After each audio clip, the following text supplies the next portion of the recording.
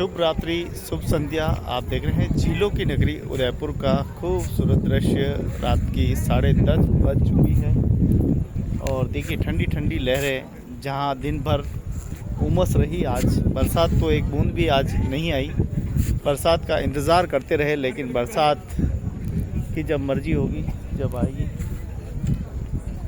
तो बहुत ही खूबसूरत फतेह सागर झील का दृश्य आप देख रहे हैं।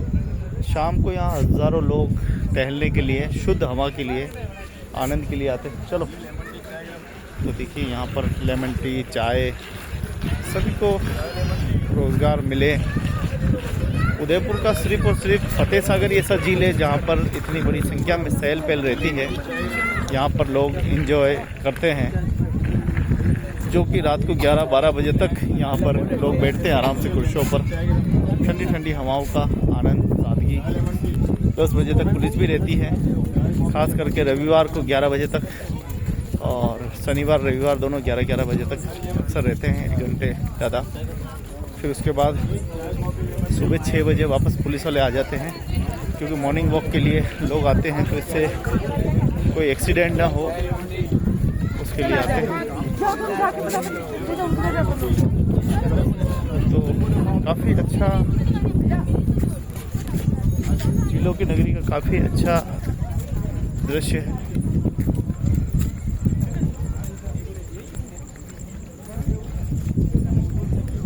तो कल भी दूध तले गए, फिर गणगौर घाट आए, फिर फतेह सागर झील पर आनंद देखने वही गए थे कि रात को 10 बजे वहाँ माहौल कैसा रहता है, कितने लोग वहाँ रहते हैं। लेकिन वहाँ तो अंधेरा ही अंधेरा था।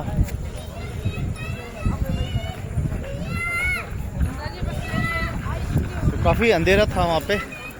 फिर सोचा कि चलो गणगौर घाट चलते हैं। तो गणगौर घाट पे भी, वहाँ पे भी काफ़ी अच्छा नहीं था। वो एक सांस्कृतिक, एक धार्मिक घाट है। वहाँ पर भजन कीर्तन होने चाहिए, लेकिन वहाँ फिल्मी गाने। एक दिन भी जब गाने चले थे तो मैंने रोका उनको कि भैया ये सांस्कृतिक घाट है और यहाँ पर लोग पूजा अर्चना करते हैं।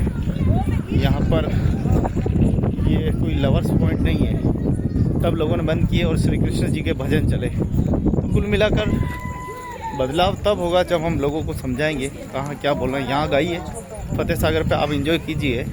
यहाँ बहुत सारे लोग गिटार लेकर आते हैं, भजन करते हैं। बहुत सारे यहाँ सांस्कृतिक धार्मिक कार्यक्रम आयोजित होते हैं। तो यहाँ पे कोई प्रॉब्लम नहीं है। प्रॉब्लम होती जब हमारी संस्कृति और परंपराओं से जुड़ी जगह पे जब इस तरह के कार्यक्रम होते, थोड़ा दिक्कत तो आए। तो बदलाव करें। जो भी कार्यक्रम कर रहे हैं, गा रहे हैं, उनको, उनकी आत्मा को ठेस नहीं पहुँचाऊँगा, लेकिन आप जिस परिप्रेक्ष्य में आपको गाना खाना है वह गाइए।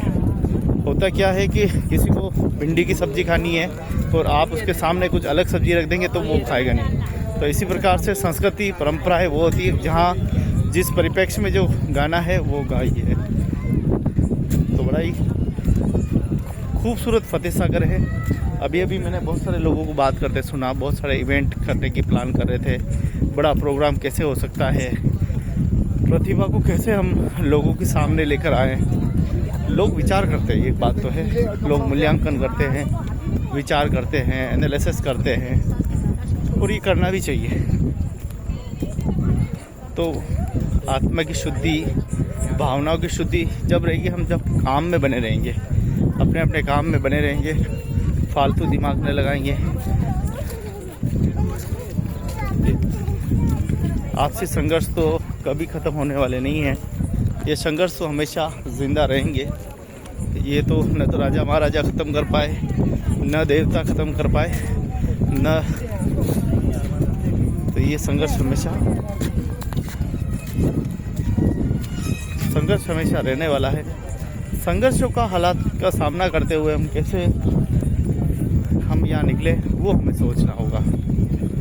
तो हमेशा एक ही थीम रहती है कि स्वस्थ नगरी, स्वच्छ नगरी, उदयपुर नगरी। तो हम लोग कैसे इसको स्वस्थ और मस्त बनाने के लिए प्रयास करें। बिना किसी कानून, बिना किसी भेदभाव के हम सब मिलकर स्वच्छता के आंदोलन में शामिल हों और स्वच्छता की ऐसी राग हम बजाएं कि लोगों में जन चेतना आए, क्योंकि आज के समय स्वच्छता ही सबसे बड़ा हथियार है। अभी तो आप सोचिए, स्वच्छता सिर्फ हमें आसपास के परिवेश में लानी है, अभी स्वच्छता खेती में लानी है, स्वच्छता हमें जंगलों में लानी है। अभी तो हमने काम शुरू किया है, तो काम शुरू हुआ है अभी तो बहुत काम, क्योंकि हमारी जो खेती है वो लगभग वैज्ञानिक शोधकर्ता भी ये कहते हैं कि बहुत बड़े स्तर पर यूरिया जो है उसने दूषित कर दी है, जिससे कि शरीर पर सीधा इफेक्ट हो रहा है।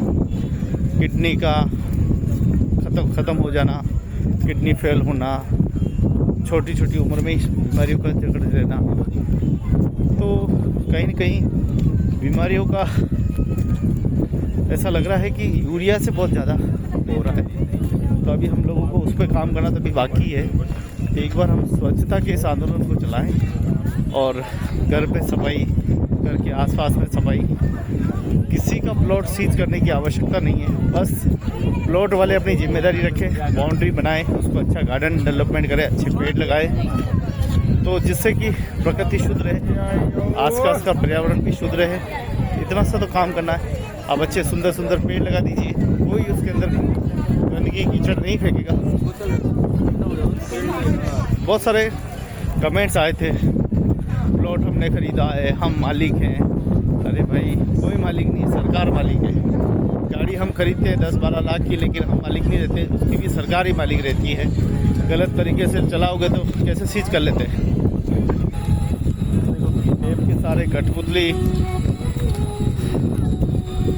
कठपुतली का नृत्य चल रहा है भाई साहब, बड़ा ही खूबसूरत। हमारे देश में स्किल की, कला की कोई कमी नहीं है। पग पग पे हमें कलाकार और कलाएं देखने को मिलती है। ये छोटा कला तो बड़ी मधुर ठंडी ठंडी हवाओं का आनंद फतेह सागर झील पर। तो झीलों की नगरी उदयपुर खूबसूरत शहर है, जिसकी सांस्कृतिक, साहित्यिक, सामाजिक बहुत बड़ी विरासत। यहाँ के पृष्ठभूमि को पूरी संसार देखने के लिए आता है। हजारों लोग खास करके फतेह सागर पे फतेह सिंह जी द्वारा निर्माण किए गए फतेह सागर को देखने के लिए आते हैं। कितने लंबे समय के बाद ये फतेह सागर बनकर तैयार हुआ। उस समय भी 14 साल तक लगे, काम चला था। प्रत्येक झील पर बड़ी जो काम हुआ है, इसमें 14-15 साल तक काम हुआ है, तब जाके इतनी बड़ी ये व्यवस्थाएं हुई हैं।